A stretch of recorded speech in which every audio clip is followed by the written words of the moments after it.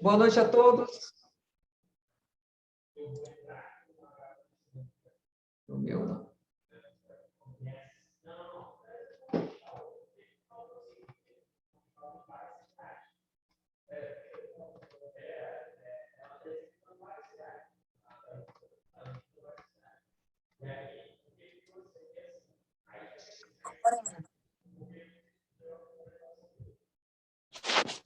Boa noite a todos. Em nome da Ordem dos Advogados do Brasil, Seccional Distrito Federal, duas boas-vindas a todos os participantes hoje de mais uma reunião ordinária da Câmara, da Comissão de Direito da Reforma Tributária. Um prazer imenso tê-los conosco. E hoje nós estamos aqui, momento a momento, segunda a segunda, acompanhando o plenário da Câmara dos Deputados, em que, eventualmente, nós podemos ter uma aprovação hoje do PL 2337, o projeto de lei que traz a reforma do imposto de renda.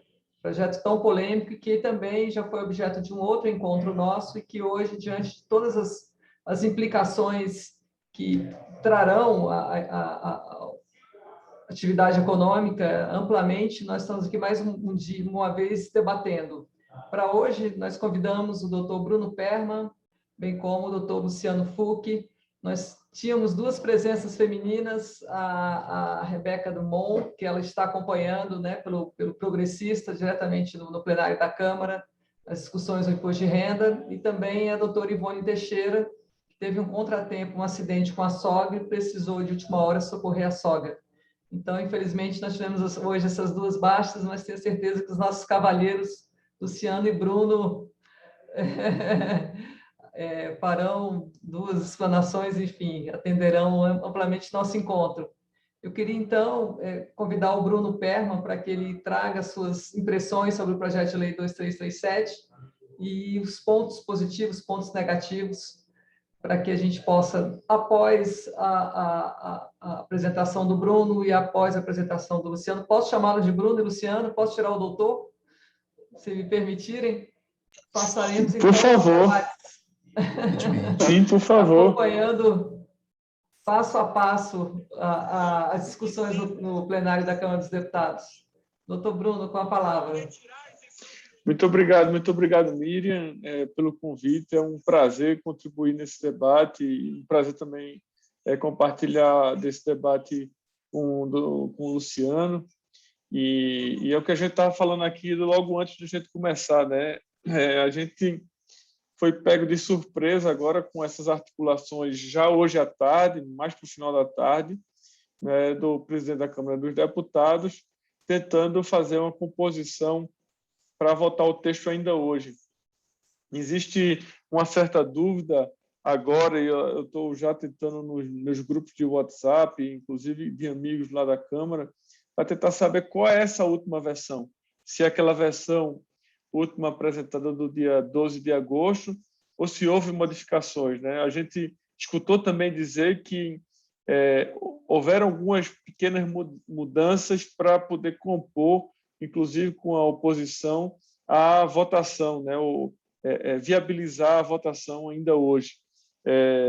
Eu acho que realmente existe um grande articulação para votar, tanto é que o pedido de retirada de pauta foi rejeitado, né, com ampla maioria, né, acabou de ser rejeitado, e o texto está sendo votado, quer dizer, está sendo exposto agora pelo relator, né, e em seguida será votado ou até apresentado destaques. Então, é bem possível que talvez se vote hoje ainda o texto principal, que a gente não sabe ainda qual é, e que alguns destaques, ainda que sejam oferecidos por um ou outro partido, sejam votados somente amanhã. Mas, ou seja, é bem possível que até amanhã tenhamos aí um texto que será enviado para o Senado, né, da nossa reforma do imposto de renda. Não dá para se dizer bem que é uma reforma tributária, né? É a nossa reforma do imposto de renda. Como o relator mesmo começou a falar, está trazendo aí uma isenção de imposto de renda para a maioria numérica dos brasileiros, né? Conseguiu se manter aquela isenção, quer dizer, num texto antigo, a isenção da distribuição dos dividendos para quem fatura até 4.800.000, né? Que também conforta, vamos dizer, eu acho que mais do que 90% ou 95% dos escritórios de advocacia do país, né? Além disso, o relator, e eu tive com ele em alguns fóruns de discussão, ele se orienta muito por formatos de tributações de países membros da OCDE, que é tentar tirar quer dizer, a carga tributária da pessoa jurídica, não é? E transferir um pouco para a renda da pessoa física, né? Então, eu não vejo realmente nenhum ponto positivo, principalmente para as entidades, para os escritórios de advocacia, ou para a entidade de direito, os profissionais liberais, principalmente as empresas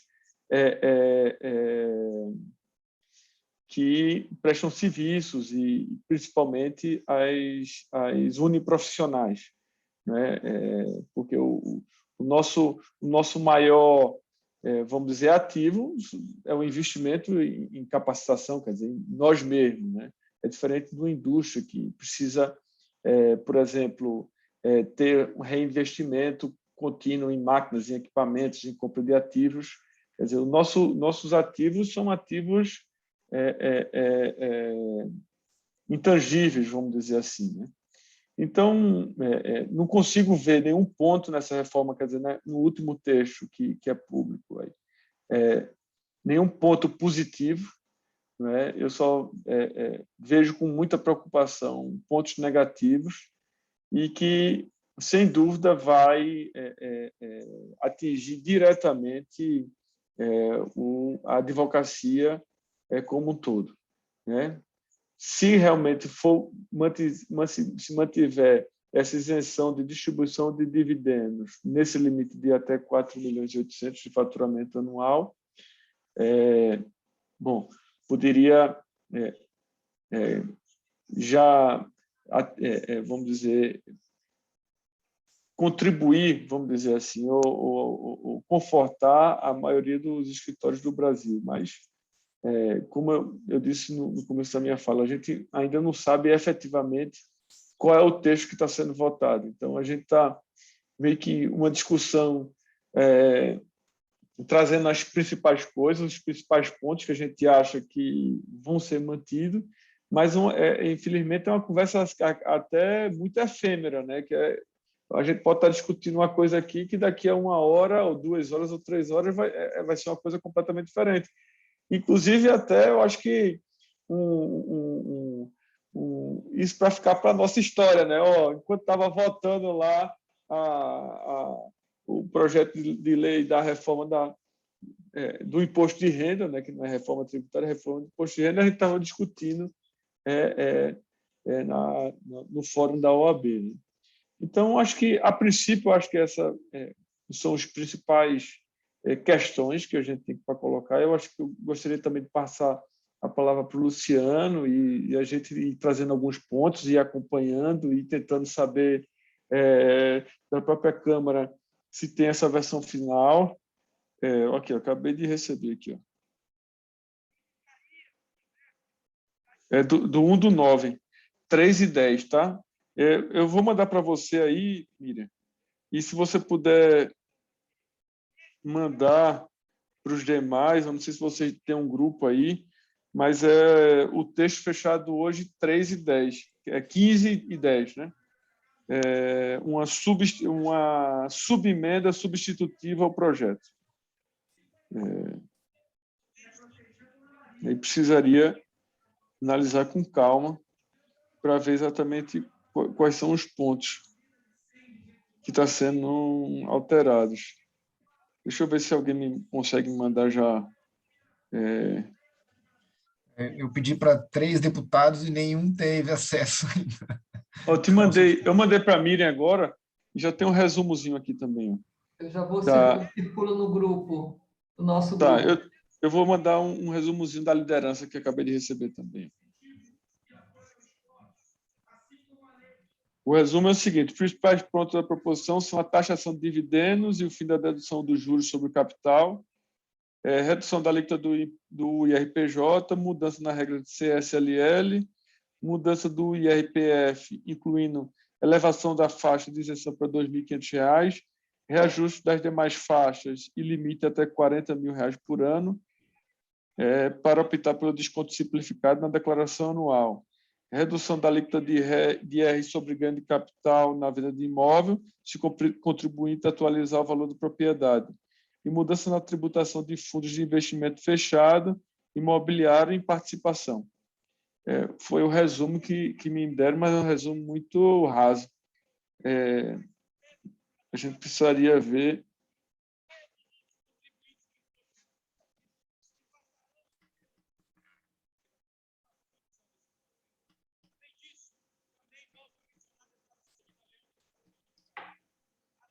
Ele volta, então, à tributação dos fundos, Bruno? Parece que sim, né? Volta. Porque, salvo melhor juízo, no Fundos último fechados. dispositivo foi excluído. Os fundos fechados, ele volta. Eu fiz tive uma pequena falha, Bruno, não apresentei o seu laureado currículo. Aqui Faço nada. agora. Bruno Perno Fernandes é advogado, é doutorando pela Universidade de Bordeaux, MBA em Economia e Relações Governamentais pela Fundação Getúlio Vargas, especialização pelo Eastman College of Europe e George Washington University e Peking University. Possui mais de 18 anos de experiência nas áreas de relações governamentais, direito tributário, eleitoral, regulatório, público e processo legislativo. Foi presidente do IRELGOV, que é o Instituto de Relações Governamentais, e ex-conselheiro da ABRIG, que é a Associação Brasileira de Relações Institucionais e Governamentais. Me perdoe pela falha, Bruno, o currículo tão... Essa coisa do projeto emocionou todo, né? Pelo jeito, o que a gente vem debatendo ao longo desses meses, todas as maldades continuam, ao meu sentir, né, ao meu ver. Mas, enquanto a gente vai apurando aqui as novidades, acho que nós estamos aqui em tempo de Copa do Mundo, ouvindo os jogos, acho que a final com os pênaltis. Eu gostaria de chamar o doutor Luciano. Luciano, me perdoe, Luciano.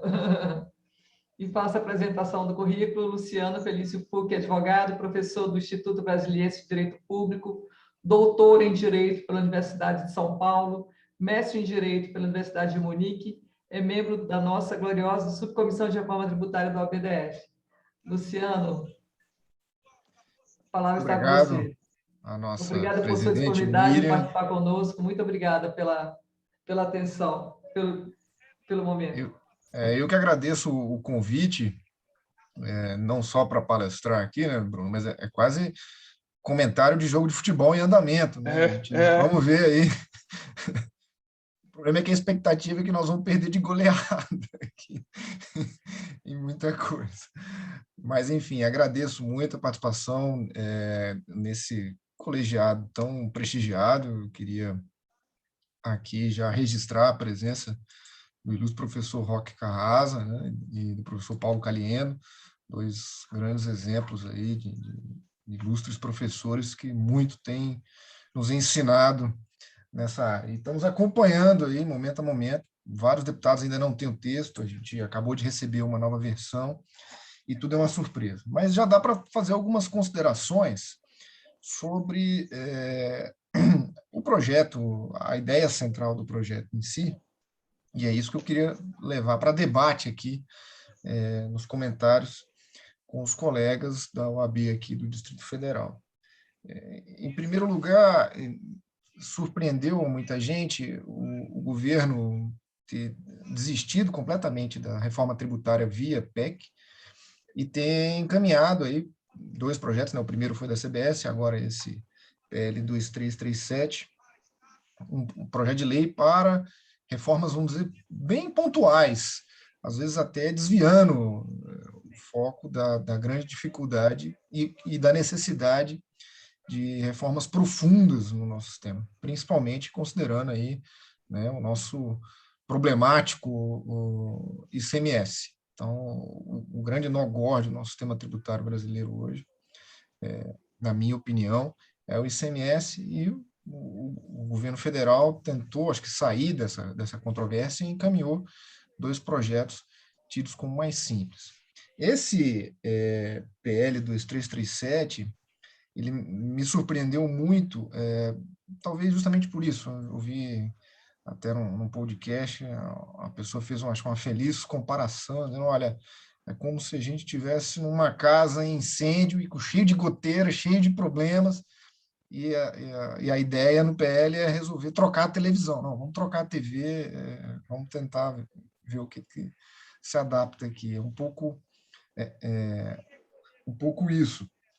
E ele vai na contramão, porque, para mim, ele tem 3 características inescapáveis, e ainda, sem saber o texto, não tem jeito. Ele, em primeiro lugar, ele aumenta a carga tributária, e essa é a primeira contramão, né? Toda a reforma é pensada na tentativa de reduzir ou amenizar a carga tributária. A gente sabe da dificuldade da pressão fiscal.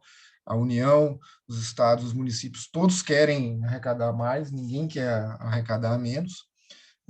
Mas, num primeiro momento, todo o discurso, e o próprio relator começou aqui falando que estava direcionando para uma redução da carga, mas, nesses moldes, isso é impossível. Claramente, há uma tendência de aumentar a carga tributária. E, em segundo lugar, ela aumenta a complexidade do sistema. Então, se o nosso sistema já é complexo, naturalmente, quando se introduz uma questão como, por exemplo, a tributação dos dividendos, que vai aumentar a complexidade, e cada vez mais, porque vão tentar a todo momento, né, entrar isenções, exceções, disputas de alíquota, todas essas diferenciações, que são necessárias, inclusive, para a questão da capacidade contributiva, contribuem muito para tornar o nosso sistema mais complexo. E todas as discussões, enfim, acho que a doutrina é unânime em dizer que a reforma tributária é necessária para simplificar um sistema, mas, no meu sentir, isso vai complicar bastante aí, deixando mais difícil para os contribuintes e, claro, dificultando a fiscalização, porque, na medida em que vão se tributar os dividendos, tributar fundos, enfim, toda uma questão que era feita de forma isenta, vão começar a ser feitos planejamentos tributários e até outra gestão. Daqui a pouco vão começar a se investigar os gastos, enfim, das empresas, dos escritórios, dos prestadores de serviços, das pessoas jurídicas em geral, para ver se não há distribuição de dividendos de forma disfarçada. Esse tipo de situação é inevitável. Então, isso vai tornar o sistema mais complexo.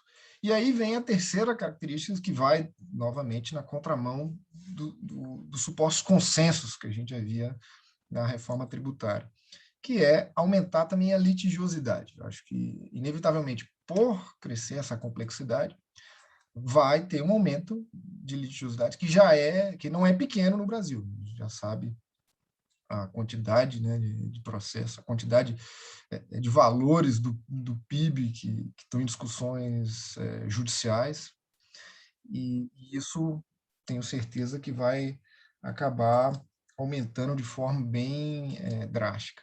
E tudo isso feito de forma atabalhoada, tal.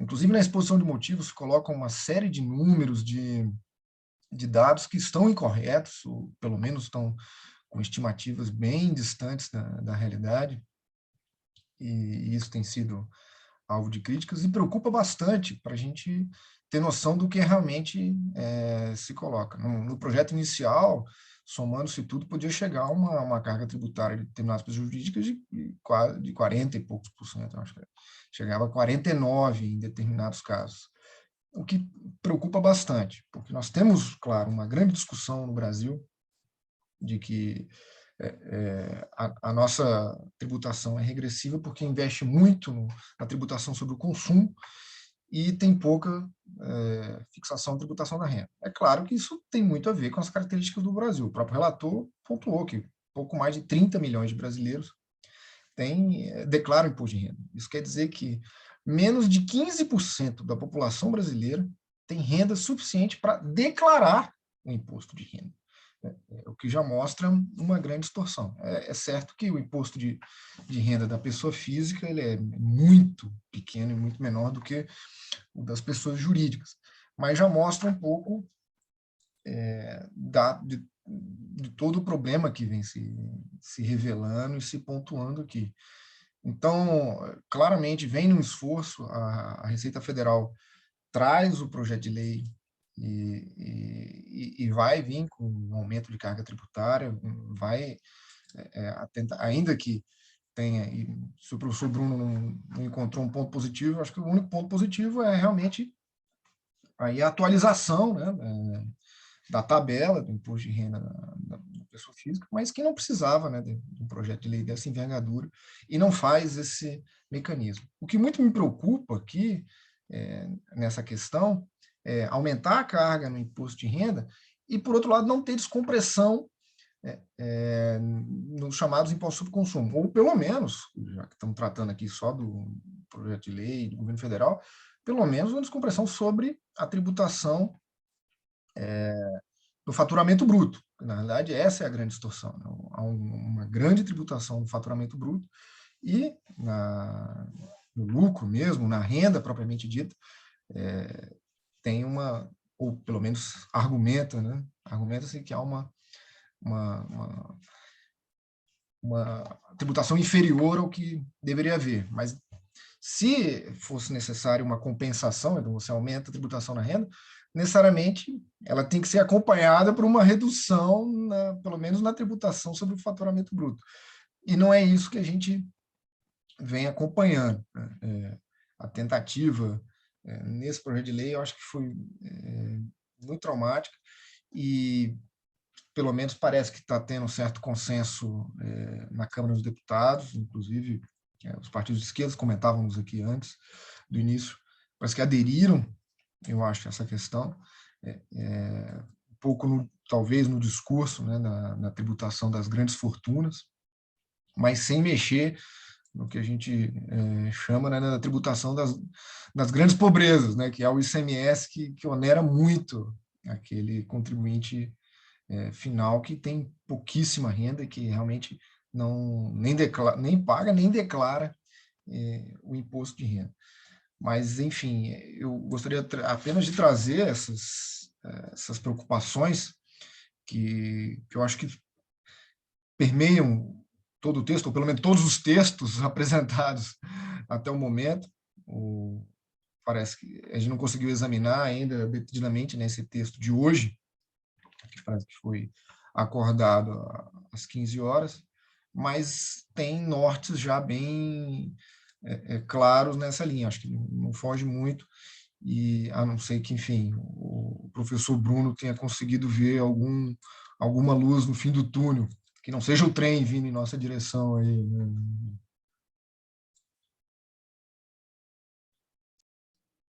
Eu vou dar 10 minutos. Mas só para atualizar já, parece que até o Novo está a favor. O Alex está falando aqui que teve algum ajuste lá de uma alíquota e passou a favor. Então, daqui a pouco ele já vai abrir para votação e a coisa vai ser votada. Eu não sei se vai ter algum destaque, se alguém vai apresentar algum destaque ao projeto para aperfeiçoar alguma coisa, mas realmente a última versão é aquele texto que eu mandei lá para a Miriam, que deve ter circulado para vocês. Só para... Mas fica à vontade, Miriam. Vamos debater. Queria agradecer ao Luciano pela clara exposição, Luciano. Eu vejo como você, só vamos criar ainda mais complexidade, ainda vamos gerar ainda mais contencioso, especialmente se a gente olhar passado, a gente vê como o contencioso do imposto de renda diminuiu sensivelmente, né, a partir de 1996, quando nós tivemos o fim da tributação sobre dividendos. Então, acho que nós vamos vivenciar tudo isso de novo, o que é pior, com mais contencioso e com mais briga, mais discussão, e sempre com insegurança jurídica, que eu acho que é o grande mal que assola o nosso país, né? Esse é, para mim, o final de tudo é isso, é mais insegurança jurídica. Mas eu queria voltar um pouquinho, antes de abrir a palavra, uma pergunta ao Bruno, depois ao Luciano, se me permitirem. Bruno, há 10 dias atrás, alguns dias atrás, nós vivenciamos aqui a presença de todas as entidades e representatividade do setor econômico, associações, federações, confederações, enfim, de todos os setores da economia brasileira, e todos expressamente manifestaram repúdio ao projeto de lei 2337. Eu queria que você trouxesse um pouco o seu sentimento, você que vive as duas casas do Congresso Nacional diariamente, como os parlamentares estão enfrentando uma proposta como essa, que, resumidamente, é repudiada pelo setor produtivo. Como você vê isso, né? Agora que nós estamos aqui já numa votação tão acelerada, na possibilidade de vir a ser aprovado no plenário da Câmara, qual é o sentimento individual dos deputados, você que tem essa vivência diária? Sem dúvida, Miriam. Eu acho que quando a gente olha para outros setores, principalmente o agro, que a maioria dos produtores rurais, eles são pessoa física e que tem inscrição de produtor rural e até pequenos produtores, eles extrapolam esse faturamento de 4 milhões e 800 por ano, eles vão ser afetados assim em grande número. Percentualmente do que até os prestadores de serviço, que a nossa atividade, de qualquer forma, tem uma margem muito maior do que a deles, e eles trabalham com volumes financeiros bem maiores e, às vezes, com as margens menores. Então, o setor agro, que eu tinha acompanhado bastante lá, a FPA, Frente Parlamentar da Agricultura, era realmente contra. Você pegava lá as associações que fazem parte do IPA, que é o Instituto Pensar Agro, 99% contra, e isso me surpreendeu. Tá todo mundo tentando entender exatamente o que foi, em troca do que, se tem a questão do refis que está para ser sancionado, e aí, então dá o refis que a gente vota aqui na Câmara, vamos ver como é que vai ser no Senado. Eu estou tentando até agora entender o que chave foi essa que virou e o que houve acordo entre os parlamentares para votar esse texto desse jeito. Tá? Eu não sei ainda. Mas, sem dúvida, no Senado, o debate vai ser mais profundo. O próprio presidente não tem o controle do Senado como tem da Câmara, uma influência política. Né? O próprio Rodrigo Pacheco é um presidenciável que tem que deve estar para mudar de partido e até se colocar como pré-candidato já agora até outubro, né? Então, eu acredito que o texto vai sofrer uma certa resistência lá no Senado, né? Então, eu acho que tem tantas coisas em jogo, tem a questão dos precatórios, né? Tem o refis, tem uma série de outras questões que está um emaranhado de situações que eu não sei como é que o Arthur Lira conseguiu costurar isso aí e realmente convencer essas lideranças a votar, né? Porque realmente é unânime entre os setores produtivos a insatisfação com esse texto, né? Sem dúvida, Luciano trouxe a questão do ponto positivo, que é a correção da tabela do imposto de renda, mas que também é um ganho talvez muito pequeno para um esforço tão grande, né? Mostra realmente que não está promovendo nenhum tipo de simplificação tributária, não está trazendo nenhum tipo de aperfeiçoamento tributário, pelo contrário, está jogando mais carga tributária em cima do setor produtivo, né? Então, sem dúvida, se esse texto passar aqueles índices da capacidade da arrecadação tributária sobre o PIB, sem dúvida vai subir, não tenho dúvida disso, né? De alguma forma vai afastar grandes investidores, penaliza muito as multinacionais, né? Eu acho que cria realmente efeitos, olhando de agora, né? Tentando imaginar o que é que está por vir no futuro, cria realmente efeitos muito danosos à nossa economia, né? Estou aqui tentando descobrir mais informações. Eu espero já ter mais informações para dar a vocês aí, de como é que ele conseguiu costurar isso aí. O que é que está todo mundo ganhando em troca? O que é que a bancada ruralista, por exemplo, está ganhando em troca? Né? Não estou conseguindo entender. Mas vamos ver o que é que vai acontecer. Realmente, Bruno, é uma surpresa para todos nós. Eu tô surpresa. Eu achava que esse projeto de lei teria um fim como a CDS, aos poucos fosse sendo esquecido, aos poucos fossem diminuindo os debates, até o momento que toda essa repercussão fosse diminuindo. Mas, pelo jeito, o governo realmente está muito com um propósito muito forte de levar a discussão à frente e a aprovação do projeto de lei na Câmara. Vamos pedir, né, Luciano, que essa é a minha segunda pergunta a você. Vamos pedir que essa proposta, que nós não conhecemos ainda na sua íntegra, não traga a variação de alíquota do imposto de renda atrelado a um aumento de arrecadação. Como é que você vê isso, Luciano, dentro do sistema tributário brasileiro? Como é que nós podemos pensar em imposto de renda com alíquota variável, sem saber, até o último dia do ano, quanto foi a arrecadação, se cresceu, se aumentou, quais são os critérios objetivos para afirmarmos que aumentou ou diminuiu? Como é que você vê o impacto por cima disso tudo para os contribuintes, para as pessoas jurídicas que terão que apurar seu imposto de renda sem saber até o último dia como farão e que alíquota será? Como você vê isso tudo? É bem complicado, né, família? É o reino da insegurança jurídica mesmo. A gente não sabe nem para onde vai, nem de onde viemos. É difícil. E tudo isso, claro, vai acabar se tornando litígio. Tudo isso vai acabar desaguando no judiciário, que, enfim, se hoje já tem uma média aí, acho que os últimos dados que eu vi do Supremo Tribunal Federal é que uma controvérsia, a média das controvérsias tributárias levam cerca de 14 anos para serem pacificadas, né? E tem outras que não acabam nunca, né? Como essa questão do ICMS na base de cálculo da COFINS. Mas, enfim, isso tudo vai gerar muita insegurança jurídica, vai trazer diversas questões, porque, claro, às vezes nos acordos, pelo menos o que estava sendo entabulado, a linha dos acordos que vinham, era isso criando alíquotas diferenciadas, isenções,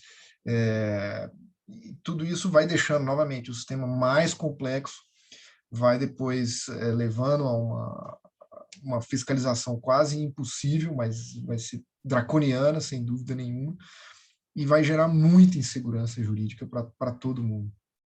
Então, não é alvissareiro, né? Exatamente como está se permeando. Agora, como o professor Bruno bem colocou, acho que o Senado vai conseguir dialogar, acho, com maior profundidade, porque é isso, o texto está sendo votado agora e poucos deputados conhecem o seu inteiro teor e seus meandros. Então, tudo isso causa evidente sinal de pouca transparência, né, e de que as discussões não se deram de forma adequada.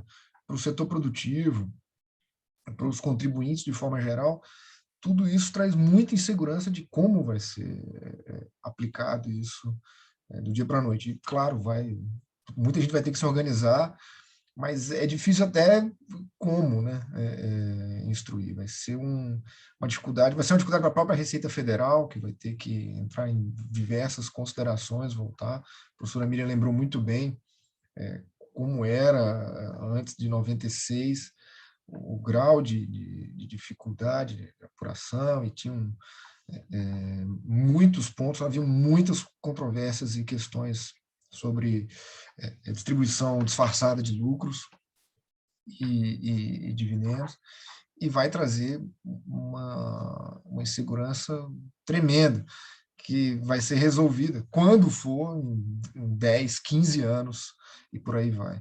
Então, é visto com muita preocupação. Um dos pontos que a gente sempre conversava, seja em sala de aula ou na pontuação, era a verdadeira necessidade que a gente tem até de enxugar o texto constitucional, que é um texto analítico, mas quando se trata de sistema tributário, não tem nenhum igual no mundo, com tantos dispositivos, tantas normas, tantas regras, tantas pontuações.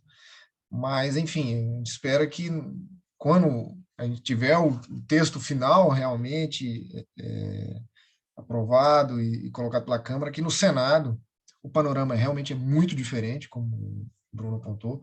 O presidente Pacheco estava dando muito apoio à questão da PEC do Senado, que estava tramitando lá, e que tinha gerado textos bem razoáveis, vamos dizer assim, mas esse PL vem tumultuando bastante e, claro, com uma adesão impressionante. Confesso que também esperava que o caminho dele fosse um pouco parecido da CBS, que começasse com o tema discutindo e pontualmente ele fosse esfriando, uma vez que fosse mostrada essas dificuldades óbvias do sistema. Mas não, está indo a toque de caixa e seja o que Deus quiser.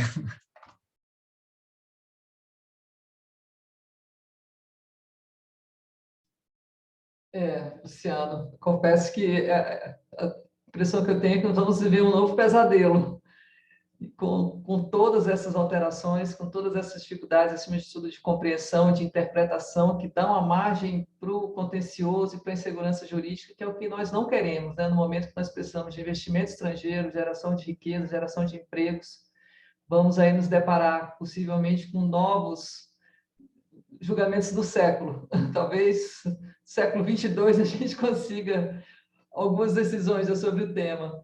Bruno, alguma atualização? Você tem alguma novidade, alguma informação extra de bastidor que possa...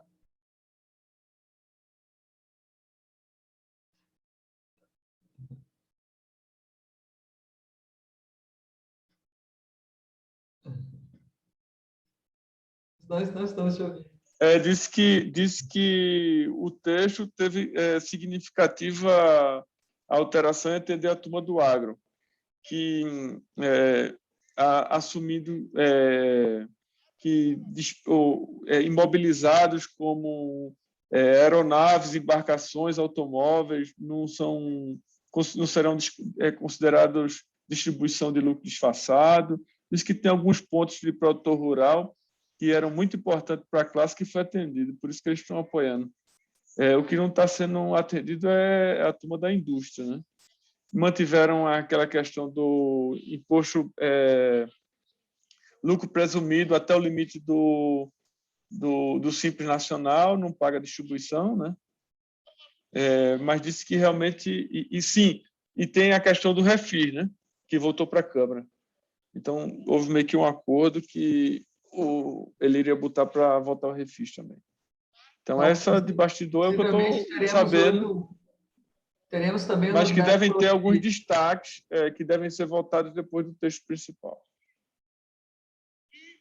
Então, acho que houve várias mudanças daquele texto do dia 12, não é, Luciano? Sem dúvida que ele tinha muita resistência em vários pontos, temos que ver o que eles incluíram pontualmente. Mas, novamente, não é alvissareiro, né? Acho que mesmo o que eles devem ter cedido são esses pontos que vão aumentar complicadores, vão botar umas regras aqui e acolá que podem beneficiar, mas na hora da sua interpretação e aplicação vão ser sempre muito tumultuadas, muito complicadas, e aí a gente vai ver como que vai ficar. Daqui a pouco a Receita vai estar auditando extrato de cartão de crédito. Claro. Mas a despesa foi no final de semana, gloseiro. Não, restaurante é distribuição de lucro, né? Vão querer limitar a despesa por pessoa, só pode ser R$200 por pessoa, mais que isso eu vou... A subjetividade, o céu é o limite para a subjetividade, não tem fim.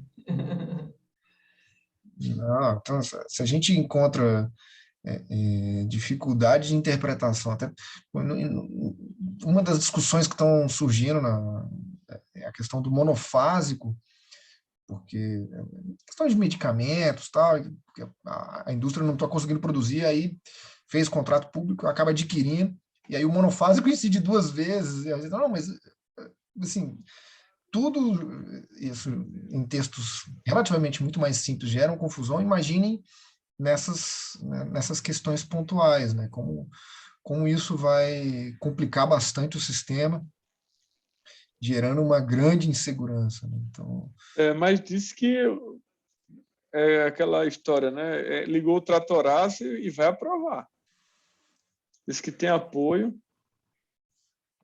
e vai tratorar. Pode ser que no Senado a coisa, né, seja mais demorada, né? Se sentarem em cima, né, tem a questão da anterioridade, ele já ferrou. Né? E aí o ano que vem eu acho difícil. O governo fraco politicamente, não sei. em ano eleitoral, né? Ano Coisa eleitoral, pode acontecer, realmente. o melhor é que a gente precisaria de um momento assim de mais tranquilidade política, né, para Nós temos um ambiente muito inseguro semana que vem, esse 7 de setembro. Cada hora que eu leio as notícias é de uma temeridade para o Estado, enfim, né, como democracia, extremamente perigoso. mas Não é eu tenho, momento para a Câmara aprovar isso. Eu não vejo. tá tendo Dizem que é muito uma fake forma news, viu? Eu do acho que está governo tendo, Bolsonaro. desculpa, Miriam, está tendo muito fake news. Então, hoje meu pai me ligou, sou pernambucano, meu pai me ligou. Meu filho, recebi um vídeo aqui que disse que fecharam a esplanada dos ministérios com os caminhões, o povo do agro, coisa e tal. Como é que está aí? Tá violento, vai ser cuidado. Não está acontecendo nada, está tudo tranquilo, está tudo normal. A vida normal. Ou seja, o que está se discutindo e utilizando a internet, essa coisa da fake news e de insuflar a população realmente, e que aqui não está acontecendo. Eu tenho um sentimento que não vai acontecer nada demais em 7 de setembro, eu acho. Não sei se ele consegue mobilizar tanta gente, né? Agora, não sei se vocês viram a nota que o presidente da FIENG, né, Federação das Indústrias de Minas Gerais, soltou contra o STF. Né? Então, o que é temerário é instituições desse calibre, né, começar a se posicionar contra o STF. Então, eu acho, para mim, essa é a minha maior preocupação. Gente na rua, não sei se isso vai ser algo violento, vai ter nenhum tipo de risco à estabilidade ou à ruptura. Não sei se o próprio Congresso e o STF estão afim disso, né? Mas a gente tem que estar sempre atento. Mas a própria expectativa é ruim já por si só, né? E acaba confundindo. Mas, então, esse mês de setembro, em geral, no ano anterior, onde está permeada da discussão da reforma eleitoral, né, para o ano seguinte, que ainda tem um cenário muito, no mínimo, confuso, né? E aí misturar um projeto importante e relevante como essa reforma do imposto de renda no meio desse caldo é algo realmente preocupante. Mas, enfim, temos que ver como é que o jogo se desenvolve, ver os destaques, até que ponto está indo, mas tem muito consenso, e o Bruno tem toda a razão, de estranhar o quanto consenso conseguiram num projeto tão delicado, eu diria. Professor Roque, boa noite, como está o senhor? Boa noite, bem, obrigado. Tudo bem, doutora Miriam? É um prazer estar aqui participando. Até a professora Alice Greck me pediu para justificar a ausência, que nessa hora ela está a bordo, voltando para Porto Alegre. Mas depois eu lhe faço um resumo do que foi dito pelos colegas Bruno e Luciano. Uma pergunta. Se eu entendi bem, então a reforma constitucional tributária foi sepultada, não se fala por enquanto, mais nela. Agora, o governo está apostando todas as fichas na reforma, mas só do imposto de renda. Do ICMS, não. Porque há também um projeto que altera substancialmente a Lei Complementar 87 e 96. Esse permanece no sono de espera, digamos assim. Agora, o que foi despertado meio à força foi o projeto do imposto de renda. Né? Imposto de renda. E vocês acham que sai hoje a primeira votação? Eu estava ouvindo o discurso apaixonado do relator, né? Dando a entender que esse projeto, se aprovado, vai curar todos os males tributários do país. Né? Finalmente, descobriu-se a panaceia, se não de todos os males, pelo menos de todos os males jurídico-tributários que nos afligem. Bom, espero que ele não seja tão persuasivo, né, junto aos seus pares. Né? Agora, e aquela questão, né, que mais de perto nos interessa, da mantença da isenção sobre a distribuição de dividendos para os prestadores de serviços? Ela, afinal, foi encampada no projeto ou continua tudo como antes? Né? Está no limite. Está a insolvência. Né? Está naquele limite, professor, do mínimo, né? do simples. Então, se você é prestador de serviço e está quer dizer, não só prestador de serviço, ele está indo para uma regra geral. Se você é optante do lucro presumido e fatura até o limite do simples, você está isento de pagar o imposto sobre dividendos. Né? Ultrapassou aquilo, você paga sobre o que é ultrapassado. É uma quantia pequena, levando-se em conta boa parte, né, dos profissionais liberais. Então, quer dizer, continua só a isenção até 20 mil, mesmo com substitutivo. A ordem estava se empenhando para ver se conseguia apartar, pelo menos, os prestadores de serviços, não só os advogados, né? Os médicos, os dentistas. Né? Mas a isenção vai até 4 milhões e 800, não é isso, Luciano? 4 milhões e 800 por ano. Isso. Bom, nesse novo eu não vi ainda.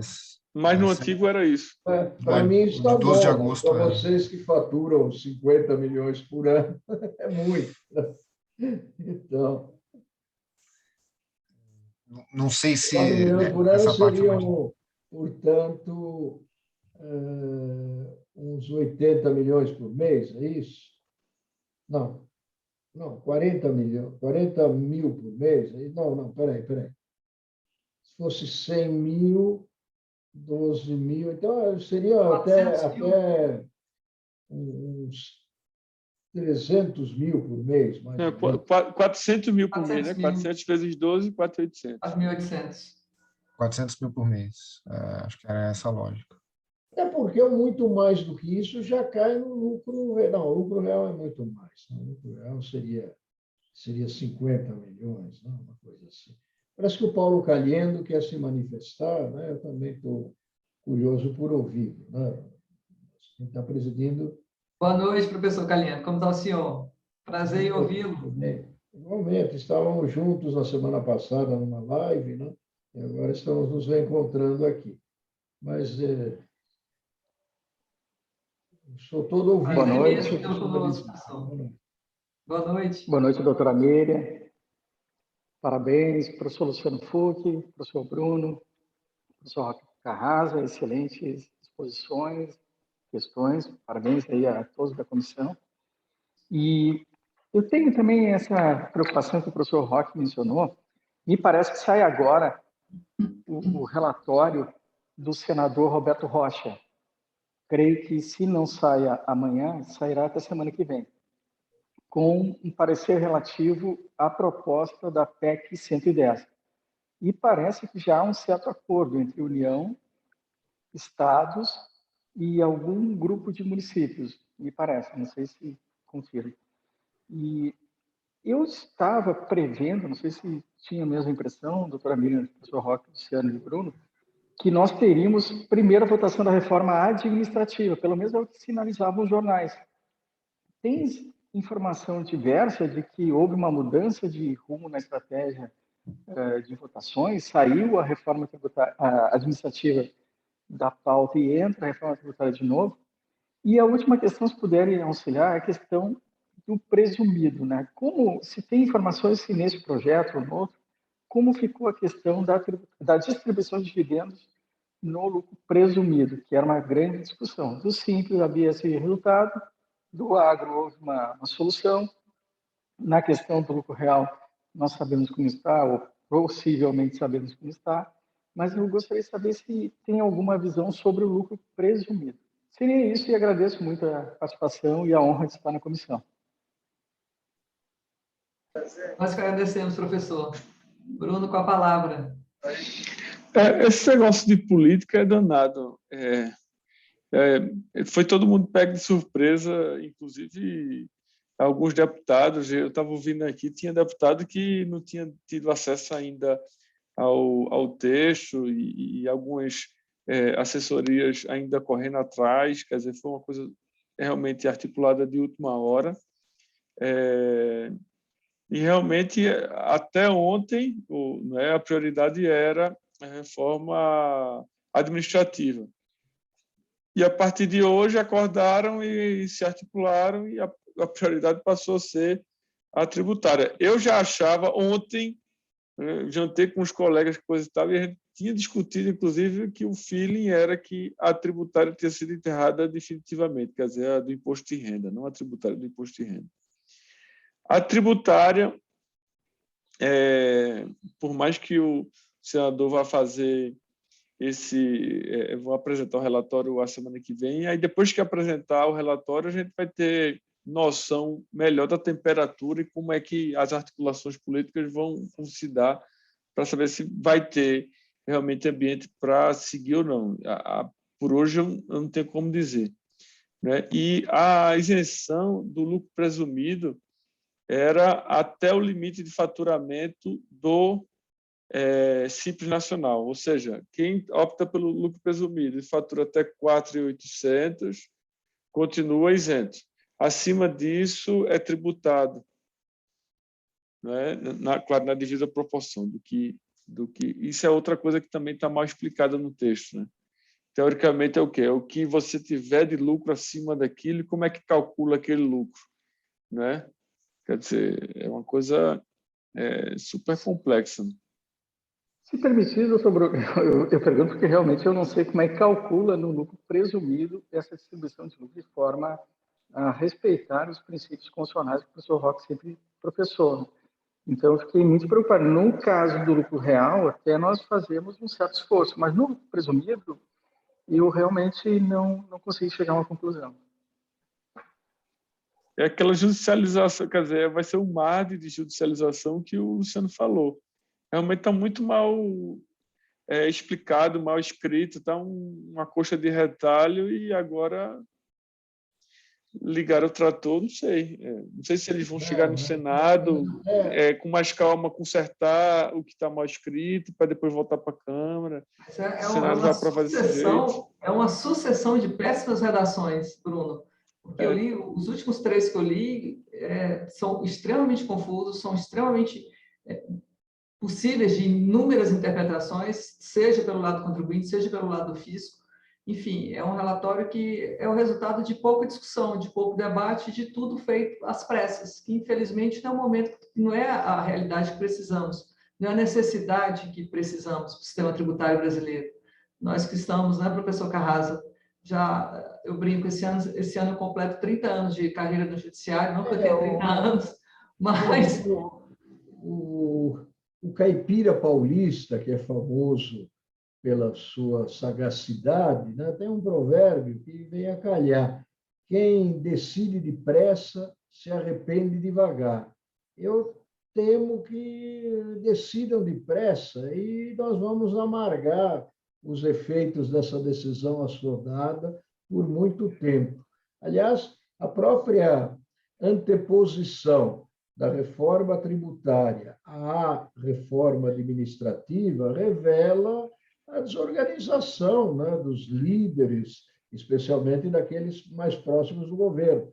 Há um descompasso até entre o que o ministro Paulo Guedes afirmou há poucos dias e o que está acontecendo na Câmara, porque o ministro chegou a dizer: se é para fazer uma reforma mal feita, é melhor deixar tudo como está, porque pelo menos já conhecemos os defeitos do nosso manicômio jurídico tributário. Agora vão criar um outro manicômio jurídico tributário e nem sabemos quais são as suas dimensões, quais são os internados que estão lá, né?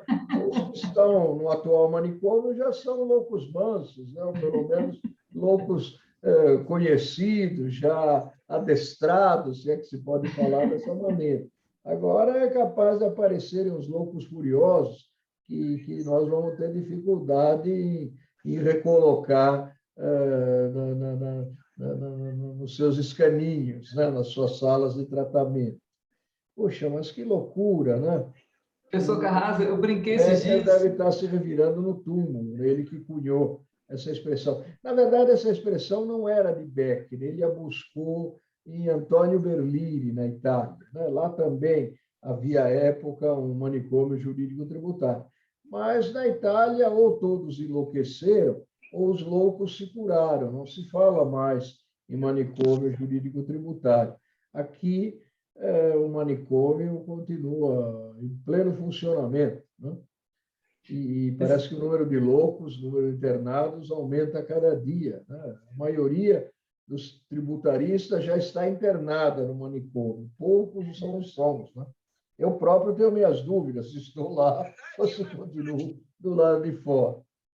Que loucura. Bom, eu brinquei esses dias, professor Roque.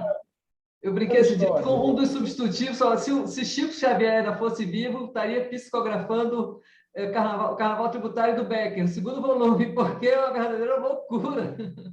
Pois é. Mas há algo que possamos fazer nessa altura? Temos algum canal comunicativo com algum deputado formador, claro, de opinião, né? Um deputado prestigioso, alguém do alto clero, digamos assim, né? Porque eu temo que nós sejamos, como São João Batista, uma voz que clama no deserto, né? E por isso mesmo não é ouvida, né? É uma pena, poxa. Quer dizer, eles não estão consultando os especialistas, né? Não falo de mim, mas falo de tantos outros aí, especialistas, que teriam realmente valiosíssimas contribuições a dar, né? Ainda mais em matéria de imposto sobre a renda, que é um imposto complexo, é um imposto que digamos, deveria, só para citar um nome, né, está sendo estudado profundamente em termos de reforma legislativa pelo Ricardo Mariz de Oliveira, né, que é um outro profundo conhecedor dessa exação, e tantos outros. Né? No Rio temos vários especialistas, o Brigagão, né? Há um outro até que eu examinei há pouco, que chegou a titular e fez toda uma carreira em cima do imposto sobre a renda. É um problema, né? Quer dizer, justamente os que deveriam opinar foram esquecidos. É um trabalho de curiosos, esse que foi submetido ao crivo da Câmara, né? E que, pelo visto, passou mais ou menos incólume pela Comissão de Constituição e Justiça, né? E não menos que seja aprovado ainda hoje, né? Por voto de liderança, não sei. Eu não estou acompanhando, mas o colega Bruno, né, chegou a dizer que é possível que hoje mesmo seja aprovado, assim, a toque de caixa, né? Isso. A impressão é que o texto vai ser aprovado. E não passou pela CCJ, na realidade, é a primeira vez que o texto Começa assim. Você já tinha passado, mas eu achei que pararia por aí, né? É porque foi uma comissão especial que levou direto para o plenário. Isso é possível regimentalmente, mas não adianta, eu acho, na Câmara agora. Mas é pouco provável, né? De repente, é tentar apelar para o Senado, né? O presidente do Senado também é advogado, nosso colega. Talvez vamos ver quem vai ser o relator. Mais experientes, né, possam ainda corrigir os rumos. Mas, se eu puder dar um testemunho, professor Roque, aqui em Brasília, acompanhando de perto o Senado, todas as manifestações, artigos em jornal, tal, isso tem uma ressonância grande, e eles escutam o setor produtivo, escutam especialistas. É claro que a política é assim, como o Bruno bem pontuou. Acho que ontem ninguém imaginava que fosse esse projeto, realmente a reforma administrativa estava bem mais à frente. Talvez depois, em dias seguintes nós vamos saber de onde é que saiu isso, toda essa urgência. E até para retornar numa outra pergunta, assim, o governo ele nunca foi muito empolgado com as PECs, né? Nem a 45, nem a PEC 110 lá no Senado. Tem sido indiferente, chegando a ponto de deliberadamente não lavar as mãos, não quero nem chegar perto disso. O que, claro, é sempre um grande problema, porque uma reforma desse porte tem que ter a liderança do governo federal, tem que ter os números da Receita, enfim, tem que saber do que se trata, ainda mais você vai estar rediscutindo verdadeiramente o pacto federativo. E a forma que o governo encontrou, eu acho que até para desviar o foco, foram esses projetos de lei. Primeiro do CBS e agora esse PL 2337, que ganhou um impulso inacreditável, até diria assim. A gente que acompanha e tem vivência aqui em Brasília. Mas nesse momento, o que está caminhando só é a reforma do imposto de renda, né? Só. O CBS, se não. Só isso, só o PL 2337. Bom, tudo isso, né? Vai aumentar a carga tributária das empresas, vai desestimular investimentos. Sem dúvida. E pelo discurso do ministro da Economia, eu acho que a intenção e o apelo que ele fez, nós precisamos de caixa para os projetos sociais. Que vem, né? Precisamos de caixa e toda a discussão da PEC dos precatórios também vai um pouco nessa linha, né? Enfim, tem o discurso para... Esse é o alvo. Esse é o alvo, é gerar uma O alvo é arrecadação. aumentar. E vendo a discussão, o professor Paulo Calhendo comentou sobre a questão do suposto acordo da União, Estados e alguns municípios. Eu não estou vendo isso no Senado, não, professor, salvo engano. Até porque todo mundo tem o discurso de melhorar a sua fatia, a União, inclusive. Então, eu não sei como é que é essa matemática. É que se me ensinaram mal, é culpa dos meus professores, mas o imposto sobre a renda tem que obedecer ao princípio da anterioridade. Então, ainda que aprovem a reforma esse ano, ela só poderá incidir a partir de 22, né? Na medida que o lucro vai ser apurado em 21 e o lançamento será em 22. Ou eles vão atropelar também o princípio da anterioridade na prática, né? Não, nesse ponto não, mas o apelo que se faz um pouco é sobre a necessidade arrecadatória. Não para o discurso para o público externo, mas internamente, sim. Inclusive, quando se fala em acordo com estados e municípios, é claramente dizendo, vocês vão ganhar uma fatia maior de arrecadação. É assim. Agora, não tem essa matemática de redividir o bolo e todo mundo ter um pedaço maior com o mesmo bolo. Os efeitos econômicos pela ótica dos contribuintes, efeitos econômicos negativos pela ótica dos contribuintes, em função do princípio da anterioridade, se ele for obedecido, só se farão sentir na declaração de 2022. Então, se o objetivo é eleiçoeiro, ele não vai ser alcançado, a menos que, com o aval do judiciário, se dê arras àquele entendimento de que, como o ajuste é feito em 21, a distribuição feita em 20 tem que ser alcançada pela nova sistemática, o que é um absurdo, né? O ajuste não quer ensinar o Padre Nosso a tantos vigários, bispos, arcebispos e uma episcopisa, né, a querida doutora Miriam. Mas o ajuste é mero lançamento, reporta-se a uma situação pré-existente. A que situação pré-existente? Aquela que surgiu quando na ocorrência do fato impunível, do fato tributário, do fato gerador em concreto.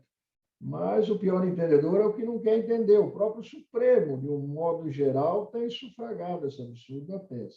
Aliás, por falar em absurda tese, sem querer tirar o foco, mas não sei se vocês tiveram conhecimento que o governo, mal perdedor que é, no caso da exclusão do ICMS, da base de cálculo, do PIS e da COFINS, está sustentando uma enormidade. É uma conta, com o perdão da expressão, de português de padaria, do tipo, bem, se tem que tirar, então também não pode aproveitar os créditos, é lógico, né? O padeiro realmente tira o lápis da orelha e faz a conta assim, na ponta do lápis. Isso tudo é refutável, mas eu estou com medo, viu? Estou com medo de um judiciário despreparado, de um judiciário que está trocando a toga pela pasta da Fazenda, não é? Porque há argumentos contábeis, né? E como, afinal, o judiciário não entende contabilidade, e nós também não, eu pelo menos não, né? Alguém pode ser induzido em erro, né? Com esse raciocínio simplicista, né? De se tem que sair, não pode entrar, né? Ou vice-versa. Eu andei discutindo já esse assunto com o professor Humberto Ávila, né? E, evidentemente, essa questão ia ser sustentada absurdamente pelo patrono, no caso que teve repercussão geral. Mas a sua pretensão foi rechaçada pela ministra Carmen Lúcia, e ele não recorreu disso. Então, a matéria precluiu. Aí é um obstáculo processual irremovível. O assunto foi trazido à tona, foi afastado, e, portanto, essa tecla que a União está capciosamente percutindo é uma tecla absurda, implica desobediência à decisão do Supremo. Há recursos para isso, só que já estão pipocando, em primeira instância, decisões do tipo: você, contribuinte, é um palhaço. Você litigou durante 20 anos, ganhou, mas não vai levar nada, né? E mandou entrar com a demanda. Bom, vamos aguardar, né? Vamos aguardar, mas acho que teremos trabalho pela frente, né? Sob o aspecto, digamos, egoístico, isso até é bom, né? Mas nós também somos patriotas, queremos que o sistema tributário funcione bem, né? Que as decisões judiciais sejam cumpridas a preceito. Bom, mas, enfim, esse é outro assunto, né? Apenas eu me permitir dar esse desabafo, até porque eu acho que vocês também vão ter problemas desse tipo, né? Vocês já devem estar sendo consultados a respeito, né? E vamos ter que contra-argumentar e agir, né? Eu estou pensando até em uma reclamação junto ao Supremo Tribunal Federal, mas fica isso para os processualistas, principalmente, né? Eu fico com a parte do direito material, que me parece está sendo violentado com uma argumentação sofística, falaciosa. Bom, em relação ao imposto de renda, o que é que podemos fazer? Aguardar para ver o que acontece hoje, nos reunimos na próxima sessão? Nós vamos acompanhar o plenário da Câmara, e novidades nós vamos levar ao grupo, para que todos tomem conhecimento. Não, porque aí, se houver Temos uma reunião em mais 15 dias, eventualmente coisa, pode ser já objeto da nossa reunião. Vamos terçar a lança juntos, né? E, quem sabe, né, nos ouçam, né? enfim, me coloco à disposição de todos, ao lado você, Miriam, do Luciano, do Caliendo, do Vitor, do Leonardo, né, do Leandro, enfim, de todos quantos compõem essa douta comissão. Né? Estamos aqui para ajudar. Né? Nós agradecemos muitíssimo, professor Carrasco, a sua disponibilidade. Eu não estou fazendo nada de especial. Eu acho até que quem está na linha de frente, né, dando a cara para bater, é a colega, né, e também o Luciano e o Bruno, né, que foi o par e passo o desenrolar dos acontecimentos. Mas vamos ver em que podemos colaborar aqui na retaguarda. Né? Quem sabe nos ouçam ainda. Né? E temos também alguns trabalhos de boa qualidade da Associação Brasileira de Direito Financeiro, o Brigadão, né, andou escrevendo artigos interessantes que poderiam ser apostados a uma manifestação nossa. Para anunciar o nosso pintor.